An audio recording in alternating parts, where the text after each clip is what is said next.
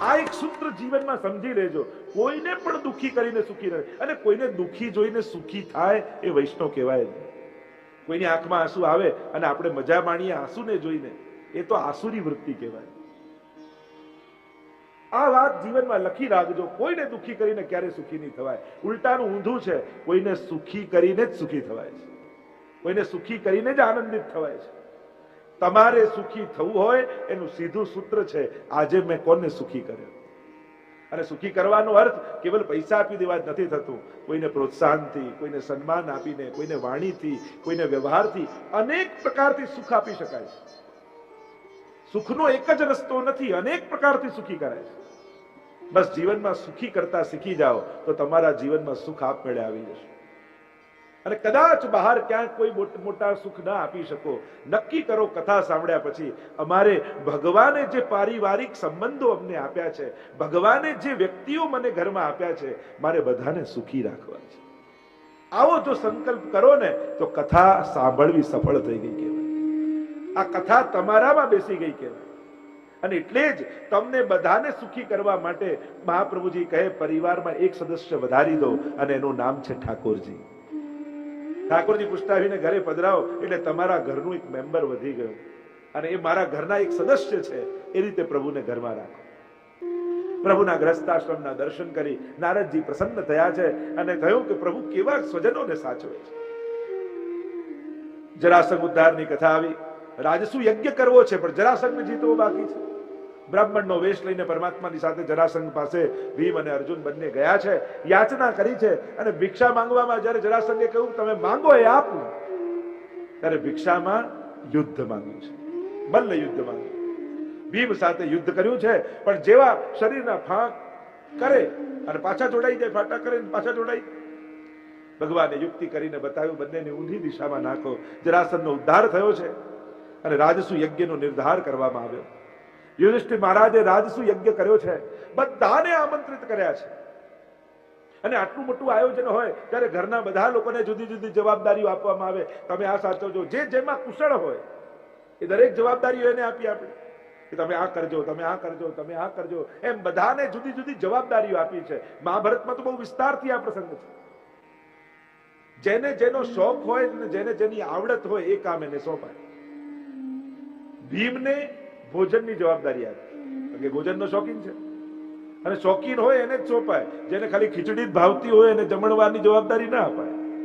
નહીં તો એ આની એ શું જરૂર છે, પેલાની શું જરૂર, એમ કઈ બનવા જ ના દે. ઘણા એવા હોય જે જેનો શોખીન હોય અને જેની જેમાં આવડત હોય એ વસ્તુ જવાબદારી સોંપાય. જો ને આપણે આખી કથામાં આપણે કે આ સ્ટેજ મંડપ કેમ કરું કે ચલો આપણે પુરીનભાઈને સોંપીએ તો બધું વ્યવસ્થિત કરી આપશે. અને ખરેખર એમણે ખૂબ જ પરિશ્રમ કરીને આખું આયોજન સુંદર રીતે કર્યું. જેની જે કાર્ય હોય જેમાં જેની કુશળતા હોય એ આખું એનું સમાયોજન કરે. એમ બધાને જવાબદારી આપણ. તો દુર્યોધન આવ્યો કે હું ઘરનો સદસ્ય, હું કઈ જવાબદારી, તો કે દાન આપવાની જવાબદારી તારી. બધા ગભરાયા, આને આપવા માટે જવાબદારી રાખશો તો આ તો આપણું ધન બધું જ જાણી કરીને લૂંટાવી દેશે, પછી યજ્ઞ શેમાંથી કરીશું. ભગવાન કે ચિંતા ન કરો, દુર્યોધનના હાથમાં પદ્મનું નિશાન છે, અને પદ્મનું નિશાન જેના હાથમાં હોય એ દાન જે આપે એનાથી ડબલ બીજા દિવસે ભંડારમાં આવી જાય. એટલે આ જેટલું દાન વધારે વધારે કરશે એટલું વધારે ધન આપણે ત્યાં આવી જશે. જુદી જુદી જવાબદારી બધાને સોંપી. છેલ્લો વારો આવ્યો ભગવાન, પ્રભુનો વારો આવ્યો કે હવે ભગવાન કૃષ્ણ કઈ જવાબદારી લેશે. ત્યારે ભગવાને કહ્યું મેં મારી સેવા નક્કી કરી દીધી.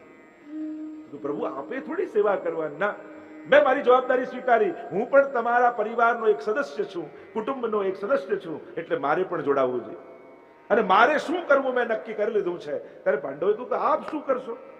અને આપે થોડી પરિશ્રમ લેવાનો હોય. ત્યારે ભગવાને કહ્યું કે મારી સેવા એક જ રહેશે, આપણા યજ્ઞમાં જે કોઈ પણ સંત મહાત્માઓ આવશે એના ચરણ પખારવાની સેવા હું પોતે કરીશ. અને ભગવાન નિર્ધાર કરે છે કે જે કોઈ પણ મહાત્મા મારે ત્યાં પધારે એમના કેસર સ્નાન હું કરાવીશ, એમના હું ચરણ પખારીશ. એટલે જેટલા જેટલા મહાત્માઓ આવે છે ભગવાન એમના ચરણ પખારે છે. આ સેવા સ્વયં ભગવાન કરી રહ્યા છે. હવે જયારે યજ્ઞ શરૂ થવાનો હતો અને ત્યારે ચર્ચા ચાલી કે યજ્ઞ શરૂ થાય ત્યારે અગ્ર પૂજા કોની કરવી. અને બધાએ સર્વાનુમતે નિર્ધારિત કર્યું કે અગ્ર પૂજા ભગવાનની કરવી. કારણ કે કોઈ પણ શુભ કાર્ય કરવા જતા હોઈએ ત્યારે પ્રભુનું પૂજન પહેલા કરીએ તો આપણું કાર્ય સફળ થાય. અને વૈષ્ણવી વિવેક પણ આ જ છે. આપણે ત્યાં પણ એ વિધાન છે. પુષ્ટિ માર્ગના તો સંસ્કાર જ છે કે જ્યારે કોઈ પણ સારો પ્રસંગ ઘરમાં આવે ત્યારે સૌથી પહેલા આપણે ઠાકોરજીનો મનોરથ કરીએ. એમ જ થાય ને કે ચાલો બાળકનો જન્મદિવસ છે તો આજે ઠાકોરજીના પલના કરવા. આજે કોઈ લગ્નનો દિવસ આવવાનો છે યા લગ્ન થવાના છે ઘરમાં કે ચલો ઠાકોરજીના વિવાહ ખેલનો ઉત્સવ કરીએ, મંગલ કીર્તનો ગવડાવીએ. આજે સૌરાષ્ટ્ર આદિમાં એક ક્રમ જ છે. કોઈ પણ ઘરમાં પણ રહેવા પહેલા નવા ઘરે જાય તો સૌથી પહેલા કીર્તન રાખવામાં આવે, યમુનાજીના લોટીજી ખોલવામાં આવે, વૈષ્ણવને બોલાવવામાં આવે, એમને પ્રસાદ લેવડાવવામાં આવે અને આમ ઘરનું શુકન કરીને પછી ઘરમાં રહેવા જવામાં આવે. આપણા વિધાન, આપણી પરંપરા અને વર્ષોથી આપણે આ જોતા આવ્યા છે, કરતા આવ્યા છે. આપણું મંગલ શેનાથી થાય તો કે મંગલ રૂપ છે કોણ તો કે પરમાત્મા. મંગલમ ભગવાન વિષ્ણુ મંગલમ ગરુડધ્વજ યા મંગલ રૂપ નિધાન સાંભળો મંગલ રૂપ નિધાન. મંગલના નિધિ પરમાત્મા પોતે છે. એટલે વૈષ્ણવો તમારા જીવનમાં જ્યારે કોઈ પણ સારો પ્રસંગ આવે ત્યારે અગ્ર પૂજન ઠાકોરજીનું કરજો. બીજું કાંઈ વધારે ન કરી શકતા હો તો કોઈ વાંધો નહીં, એક કટોરી મિશ્રી લઈને ઠાકોરજીને આજે ધરો. આજે ઘરમાં કોઈ સારો પ્રસંગ હોય, ઘરમાં કોઈ બાળકનો જન્મદિવસ છે, તમે બધું કરો, પાર્ટી કરો, બધાને બોલાવો, ઉત્સવ કરો, બધું મનાવો, એમાં કોઈ વિરોધ નથી. પણ બસ એટલો ક્રમ જરૂર રાખજો કે એ દિવસે સવારે બધા જ ઘરના ભેગા મળીને ઠાકોરજીને દંડવત કરવા. આપણો જન્મદિવસ હોય કે ઠાકોરજીનો ઉત્સવ હોય, ઘરમાં એ સંસ્કાર, એ વાતાવરણ આપણે રાખીએ કે જો બેટા આપણો જન્મદિવસ આવે ત્યારે આપણે કેવા ધામધૂમથી ઉજવીએ છીએ. આજે ઠાકોરજીનો પાટોત્સવ છે અને એ દિવસે આપણે ઠાકોરજીને ચહેરોય ન બતાવીએ આપણો, આ તો ઠાકોરજીનું અપમાન કહેવાય. એક દિવસ ચોક્કસ બધા નક્કી કરો કે જ્યારે તમારા ઘરે બિરાજતા ઠાકોરજીનો પાટોત્સવ આવે ત્યારે એક નિયમ બધાનો પરિવારમાં હોવો જોઈએ કે દિવસે પરિવારના નાનામાં નાનાથી લઈ મોટામાં મોટા સદસ્ય બધાએ ભેગા મળી અને ઠાકોરજીની સન્મુખ ઠાકોરજી આગળ વધાઈ આપી અને દંડવત કરવા, મિશ્રી ભોગ ધરવો અને પ્રભુનો ઉત્સવ જરૂર મનાવો. આપણે ત્યાં બાલ ભાવ છે ને એટલે આપણા પ્રાચીન આચાર્યો એમ કહે કે જેમ બાળકને છે ને જન્મદિવસ મનાવવાનો બહુ ઉત્સાહ હોય, આખો વર્ષ રાહ જોતા હોય, આ વખતે મારા બર્થડેમાં આમ કરીશ, આમ બોલાવીશ, આ રીતે ઉજવીશ, એને આખો વર્ષ એના બર્થડે ઉજવવાનું બહુ હોય. એમ બીજો કદાચ ઉત્સવ ભૂલી જાઓ તો વાંધો નહીં, પણ તમારા ઘરે બિરાજતા ઠાકોરજીનો પાટોત્સવ જરૂર મનાવો. અને આપણે ત્યાં મનાવવાની રીત એ જ છે કે એ દિવસે ઠાકોરના પલના થાય, કોઈ વિશેષ સામગ્રી ભોગ ધરાય અને બને તો એ દિવસે કોઈ બ્રાહ્મણને દાન આપવું અને એક વૈષ્ણવને પ્રસાદ જરૂર લેવડાવવું અને ગાયનું ગ્રાસ કાઢવું.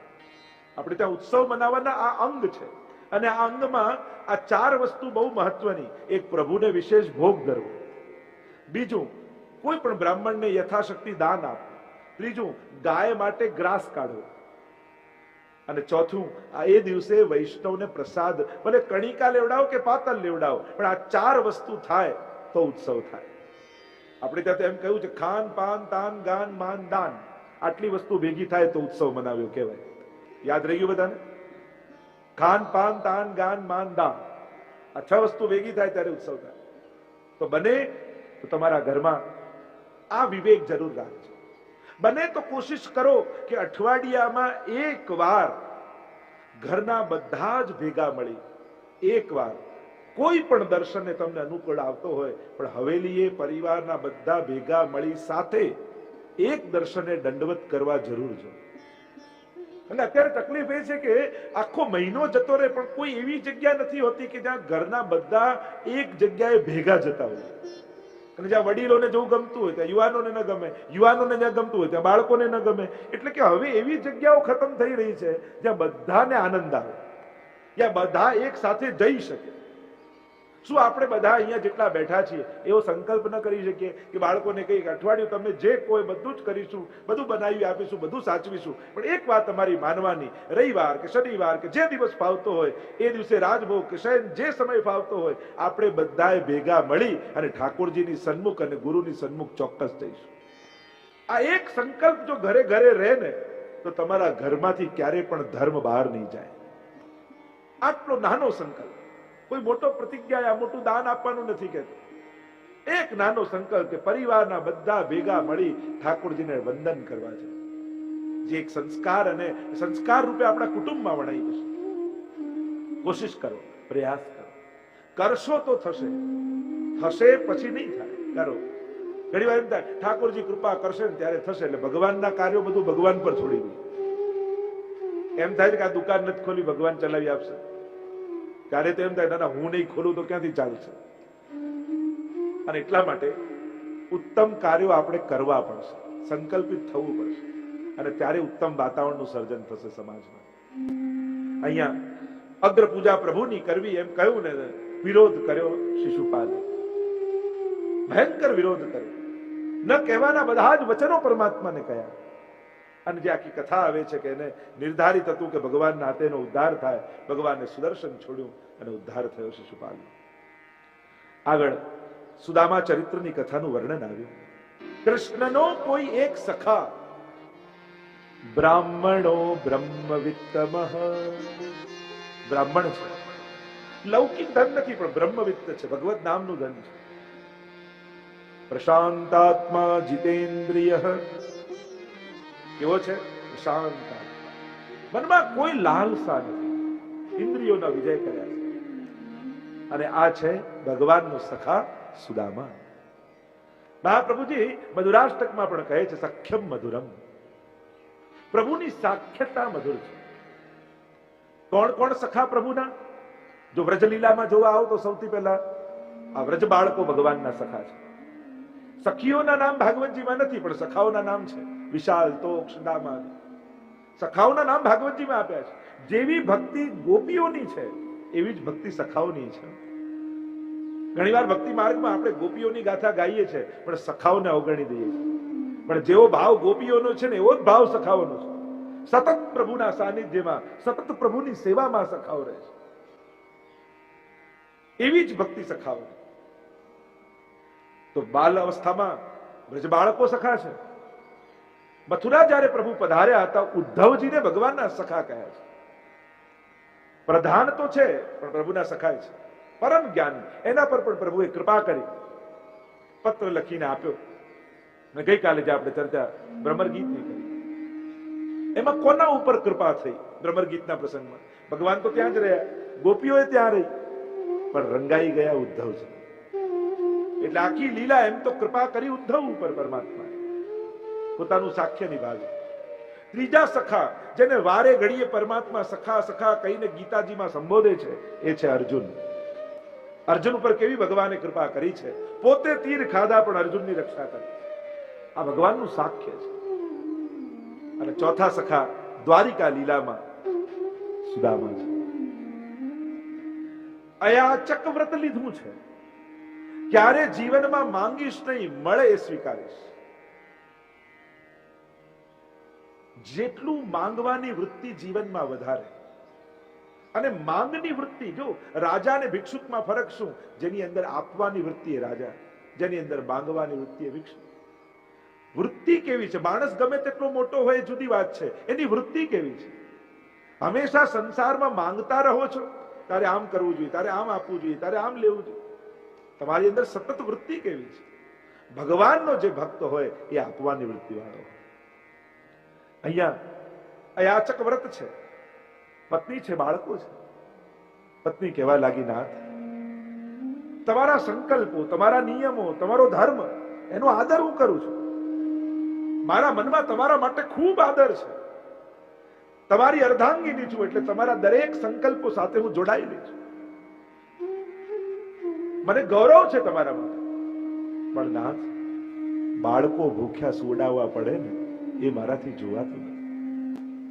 હું તો તમારી સાથે ઉપવાસ કરી લઉં, તમારા અયાચક વ્રતનો હું આદર રાખું, નિભાવું. પણ રાતને સૂતી વખતે જ્યારે બાળકોના આંખમાં આંસુ હોય, રડતા હોય કે માં અમને ભોજન આપ, ત્યારે એમને ખોટી ખોટી વાર્તાઓ સંભળાવીને હું સુવડાવી દઉં. કાલે તને પૂરી ખવડાવીશ, શીરો ખવડાવીશ, તને આંખ લેવડાવીશ. અને ભૂખ્યા પેટે જ્યારે બાળકો સૂઈ જાય ને, ત્યારે એમના ચહેરા જોઈ મારી આંખમાંથી આંસુ રોકી શકું. નાથ, મેં સાંભળ્યું છે દ્વારિકાનો નાથ આપનો મિત્ર છે, માંગવાનું નથી કહેતી.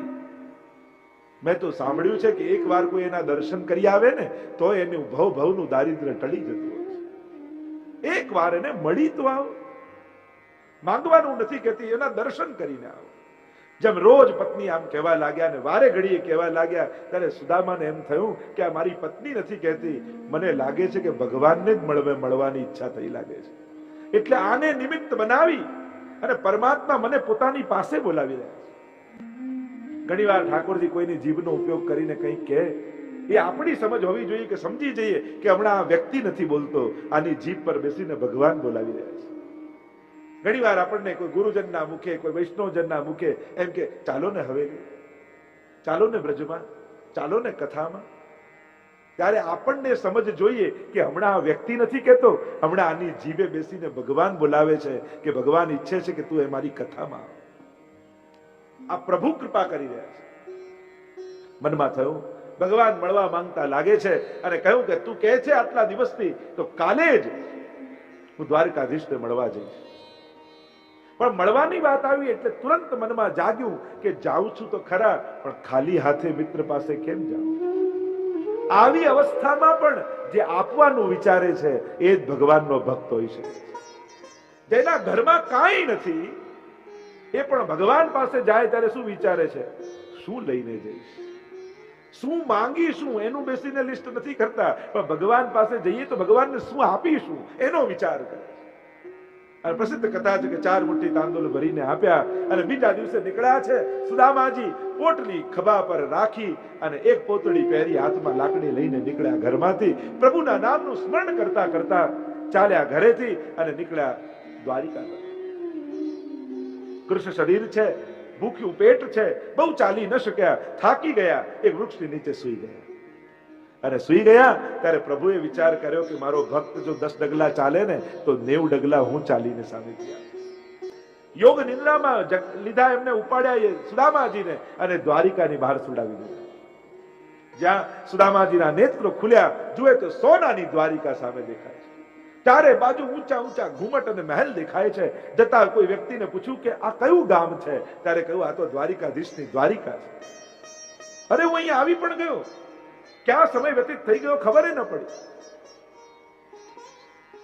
પૂછતા પૂછતા કે દ્વારિકાધીશનો મહેલ ક્યાં છે, તપાસ કરતા કરતા છેક દ્વારિકાધીશના મહેલના દ્વાર સુધી પહોંચી ગયા. જુએ તો ઊંચું શિખર છે, ધ્વજા ફરકી રહી છે, સોનાની દિવાલો, રત્નો જડેલા છે અને અદ્ભુત અને અલૌકિક મહેલ પરમાત્માનો દેખાય. જ્યાં પ્રવેશ કરવા જાય એટલામાં દ્વારપાલો સામે આવી ગયા. કોણ છો? ક્યાં જાઓ છો? કોનું કામ છે? શું કરવું છે? ગભરાયા સુદામા. અરે હું દ્વારિકાધીશનો મિત્ર છું, છેક પોરબંદર થી આવ્યો છું, મારા મિત્રને મળવા આવ્યો છું. અરે તારા જેવા તો રોજ બહાર આવીને ઉભા હોય છે. અને ભગવાન જો બધાને મળવા જાય તો રાજકાજ ક્યારે કરે? દાદા હમણાં નહીં મળે, નીકળ અહીંયાથી. સુદામાજી કે પણ એક વાર જઈને કહી તો દો કે આપનો મિત્ર સુદામા બહાર ઉભો છે, કેવલ એક વાર જઈને મારું નામ કહી દો દ્વારિકાધીશ. પેલો કે એમને એમ નામ કોઈ ના કે, હમણાં એમને સમય નથી, જ્યારે જનસભામાં મળવા પધારશે ત્યારે મળી લેજે, હમણાં કોઈને વ્યક્તિગત નહીં મળે. વારે ઘડીએ સુદામાજી આવે ત્યારે કંટાળીને દ્વારપાલે ધક્કો માર્યો, કહ્યું ને તને એકવાર નીકળ અહીંયાથી. હૃદય ભરાઈ ગયું સુદામા, કંઠ રોધાઈ ગયો. આટલી દૂરથી હે દ્વારિકાધીશ, તને મળવા માટે હું અહીંયા આવ્યો અને તારી ઝાંખીએ મને નહીં થાય.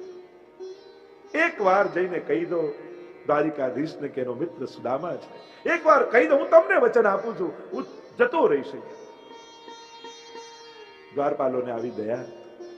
રડતા બ્રાહ્મણને જોયો એટલે કરુણા જાગી અને વાત કરતા કરતા અંદર ચર્ચા દ્વારપાલો એકબીજાની કરવા લાગ્યા. લાવને એકવાર જઈને કહી તો આવીએ, હશે કઈ તો ભગવાન બોલાવશે, કઈ વસ્તુ મોકલાવી દેશે. લાગે છે કંઈક જોઈતું લાગે છે ભગવાન પાસે, એટલે વારે ઘડીએ મળવા માંગે, કંઈક દુખી લાગે છે. લાવ જઈને કહીએ. અને દ્વારપાલ ભીતર ગયા છે. સોનાના ઈંડોળે રૂકમણી સાથે ભગવાન ઝૂલી રહ્યા છે. આવીને દ્વારપાલે જયઘોષ કરીને કહ્યું કે બહાર કોઈ ગરીબ બ્રાહ્મણ ઉભો છે અને પોતાને સુદામા કહે છે. અને જ્યાં શબ્દો કર્ણમાં સુદામા પડ્યા, કૂદકો મારીને પરમાત્મા ભાગ્યા છે. પીતાંબર હવામાં ઉડતું જાય, પરમાત્મા ભાગતા જાય, કૂદકા મારતા મારતા છે દ્વાર સુધી પહોંચ્યા અને બાથ ભીડી લીધી સુદામા. બધા ચોકીને જોઈ રહ્યા છે, દ્વારપાલો, પટરાણીઓ. અરે આજ સુધી આટલા મોટા મોટા રાજા મહારાજાઓ મહેમાન બનીને આવ્યા અને આવી ઉત્કંઠા તો પ્રભુની અંદર ક્યારેય નથી દેખાઈ. બાત વેડી પરમાત્માની આંખમાં આંસુ આવી ગયા. અરે સુદામા, આટલા વર્ષે તને મારી યાદ આવી. અંદર પધારો પધારો કરીને સુદામાજીને પધરાવીને લાવ્યા. પોતાના સોનાના સિંહાસન પર પધરાવ્યા છે. સુદામાને પટરાણીઓને કહે છે, અરે જલ્દી કેસર વાળું જઈ લઈને જલ લઈને આવો. ચરણ પખારવા છે મારે સુદામાને. પણ હજી તો જલ લાવે ત્યાં સુધી તો પાણી પરાત કો છુયો નહીં, આ સુવર્ણ જલ સે પગ ધોએ. ઠાકોરજી તો પોતાના વહેતા નેત્રોના જલથી સુદામાના ચરણ પખારે. અરે સુદામા, કેટલા વર્ષે તને મારી યાદ આવી. અલગ મલકની વાતો થઈ રહી છે. ભોજનનો સમય થયો છે. પ્રભુ સુદામા સાથે સુવર્ણની થાળીમાં ભોજન કરવા બિરાજ્યા છે. નાનપણની ઘટનાઓને યાદ કરે છે. સુદામા, તને યાદ છે ઉજ્જૈનમાં સાંદીપની મુનિના આશ્રમમાં આપણે સાથે વિદ્યા અધ્યયન કરતા, સાથે ભણતા, કેવો આનંદ કરતા. બાળપણના પ્રસંગોને વાગોળી રહ્યા છે પ્રભુ, અને વાત કરતા કરતા યાદ અપાવી. સુદામા, તને યાદ છે દિવસ ગુરુમાએ લાકડા લેવા માટે વનમાં આપણને મોકલેલા. તને 2 મુઠ્ઠી ચણા આપીને કહ્યું હતું કે ભૂખ લાગે તો બંને વેચીને ખાઈ લેજો. વરસાદ પડવા લાગ્યો.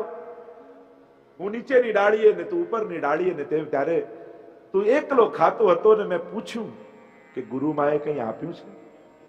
અને સુદામા, ત્યારે તું એકલો ખાઈ ગયો હતો. આ સાંભળતાની સાથે સુદામા ચોધાર આંસુએ રડવા લાગ્યા. પ્રભુ આપનું આપેલું આપને આપ્યા વગર ખાય એની તો આ જ દશા થાય. દારિદ્ર મારા ભાગ્યમાં લખ્યું નહોતું, મારી પસંદગીથી મેં પસંદ કર્યું છે. નહીં તો એક યજ્ઞ કરું ને હમણાં કરોડોની વર્ષા થાય, દેવતાઓ આવીને આપી જાય એવું તપ અને સત મારું છે. પણ આ મારું પસંદ કરેલું દારિદ્ર છે. કારણ કે એક ઘડીને હું ભૂલી નથી શકતો કે જ્યારે આપના ભાગનું હું ખાઈ ગયો. ચોધાર આંસુએ સુદામા રડી રહ્યા છે. અને પ્રભુએ હાથમાં હાથ મૂકીને કહ્યું કે સુદામા, એ તો બધું જૂનું થઈ ગયું. અને આટલું કહીને જાણે ભાગ્યની રેખાઓને ભૂસી નાખી હોય પરમાત્માએ. ભવિષ્ય તો કેવું ઉજળું છે સુદામા. અનેક પ્રસંગોને યાદ કર્યા છે. પ્રભુ આપનું આપેલું આપને ના આપનું હતું. કહ્યું કે ભાભીએ કઈ મોકલ્યું છે. સંતાડવા લાગ્યા પોટલી સુદામા. આવા મહારાજાના મહેમાન બનીને ગયા હોય ને આવા તાંદુલ કેમ અપાય? પણ પ્રભુ માટે જીવનો ભાવ મહત્વનો છે, વસ્તુ નહીં. ખેંચી પોટલી, તાંદુલ આરોગવા લાગ્યા ને કુબેરનો વૈભવ સુદામાને આપ્યો. ભગવાન આપે ને તો જેને મળ્યું હોય એને ખબર ન પડવા દે કે એને ભગવાને આપ્યું છે. સુદામાને આપ્યું પણ એને ખબર ન પડવા દે. કેટલાય દિવસ રોક્યા છે સુદામાને. પોતાના વસ્ત્ર, પોતાના શણગાર આપ્યા છે. ખૂબ આદર સન્માનથી સુદામાને રાખ્યા છે. અને સુદામા મનોમન વિચાર કરે, સારું થયું પ્રભુએ મને કંઈ આપ્યું નથી, મેં માંગ્યું નહીં પ્રભુ પાસે. કેટલા દિવસ રોક્યા છે. ખૂબ આગતા સ્વાગતા કરી. સુદામાને થયું કે મારી પત્ની ને બાળકો મારી પ્રતીક્ષા કરતા હશે. એટલે પ્રભુ પાસે આવ્યા ને કહ્યું કે પ્રભુ, હવે મને આજ્ઞા આપો, હવે હું મારા ઘરે જાઉં. પ્રભુ કે જાઓ એનો વાંધો નહીં, પણ મારા વસ્ત્ર, મારા શણગાર. પાછા જૂના વસ્ત્ર કાઢીને સુદામાને એના હાથમાં આપ્યા. સુદામા મનોમન આભાર માને છે પ્રભુનો કે સારું થયું પ્રભુ મને કંઈ આપતા નથી, જેથી મારા મનમાં ખટકો ન રહે કે મિત્ર પાસે મેં માંગ્યું. અરે હું પ્રભુને આપીને જઈ રહ્યો. તાંદુલ મેં આપ્યા, મેં પ્રભુને આપ્યા. આપણું પણ આ જ અજ્ઞાનતા. આપણને કે આપણે ઠાકોરજીને આપ્યું, આપણે આ રોગાવ્યું, આપણે આ ધર્યું, પણ આપણને કોને આપ્યું એ તો ભૂલી જ જઈએ છીએ. આપણને એમ લાગે કે હું પ્રભુને આપું છું. આપણે ક્યાં આપનારા? આપનારો એ છે. આપણે તો કેવલ આ વાયા આપણા પહોંચાડીએ છીએ. અને એટલા માટે જ્યારે પણ પ્રભુનું કાંઈ પણ કરીએ, પ્રભુનો જ આભાર માને. સુદામાજી જવા લાગ્યા. એ જ પાછી પોતડું પહેરી, હાથમાં લાકડી લઈ અને ધીમે ધીમે સુદામા ચાલે. દરવાજા સુધી પહોંચ્યા સુદામા, અને પ્રભુએ અવાજ લગાવ્યો, સુદામા ઉભો રહે. પાછળ વળીને જોયું, બંનેની આંખો ભીંજાયેલી હતી. પ્રભુ નિકટ આવ્યા ને સુદામાને કહેવા લાગ્યા કે સુદામા, આટલા વર્ષે તું અહીંયા આવ્યો, હવે કોણ જાણે તું પાછો ક્યારે આવે? કોને ખબર આપણે મળીએ ન મળીએ. હા પ્રભુ, કોણ જાણે પાછા ક્યારે આવવાના સંજોગ થાય. સુદામા એમ કર, તું જતી વખતે, તું જઈ રહ્યો છો, મને કોઈ વસ્તુ નિશાનીની મૂકતો છે, જેથી એ વસ્તુને જોઈ જોઈને હું તને યાદ કર્યા કરું. સુદામાને સંકોચ થયો. એની પાસે તો કાંઈ નથી. સંકોચ થયો ને કહેવા લાગ્યા, પ્રભુ મારી પાસે તો કાંઈ નથી, હું આપને શું આપીને જાઉં? પ્રભુ કહેવા લાગ્યા કે તારી પાદુકા મને આપતો. સુદામા કહે કે અરે પ્રભુ, મારી પાદુકાનું આપ શું કરશો? ના, બસ મારી ઈચ્છા છે કે તું પાદુકા અહીંયા મૂકીને જા, તારી પાદુકાને જોઈ જોઈને હું તને યાદ કરીશ. જેવી પ્રભુ આપની આજ્ઞા, ખૂડામાં કાઢી પાદુકા અને ખુલ્લા પગે સુદામા દ્વારિકાના બજારમાં નીકળે. અને હવે તો પિત્તો ગયો રાણીઓનો કે પ્રભુ હદ કરો છો. આવા આવા કુબેરના વૈભવ એના ઘરમાં ભરી દીધા તો એને કહ્યું નહીં, કહી દીધું હોત તો એનો રસ્તો જલ્દી કપાઈ જાય. પ્રભુ કહે માંગનારો માંગી ન શકતો હોય તું એને કેમ કહી દઉં કે મેં તને આપ્યું છે. હું ક્યારે પણ કોઈને પણ યાદ અપાવી લેનારને નાનો નથી કરતો. દરેકને એમ લાગે કે મારો હક, મારી બુદ્ધિ, મારી મહેનત, મારી હોશિયારી, હું આપું તો એને એમ લાગે કે એને કારણે એને મળ્યું છે. આજ મારે આપવાની રીત છે. પણ પ્રભુએ હદ કરી દીધી. પેલા ગરીબ બ્રાહ્મણની પાદુકાઓએ કઢાવી લીધી. આમ ખુલ્લા પગે દ્વારિકામાં નીકળે, આપનો મિત્ર સારું લાગે છે. પ્રભુ કહે મેં જાણી કરીને પાદુકા લઈ લીધી. પણ કેમ? પ્રભુ કહે કે ખુલ્લા ચરણારવિંદથી મેં બ્રજમાં પરિભ્રમણ કર્યું અને બ્રજની ભૂમિને પાવન કરી. તો બ્રજને પાવન કરવાનું સામર્થ્ય તો મારામાં છે, પણ દ્વારિકાને પાવન કરવાનું સામર્થ્ય મારામાં નથી. એ તો સુદામા જેવા ભક્તો ત્યારે ખુલ્લા પગે દ્વારિકામાં નીકળે ને તો મારી દ્વારિકા પણ ચોથું ધામ બની જશે.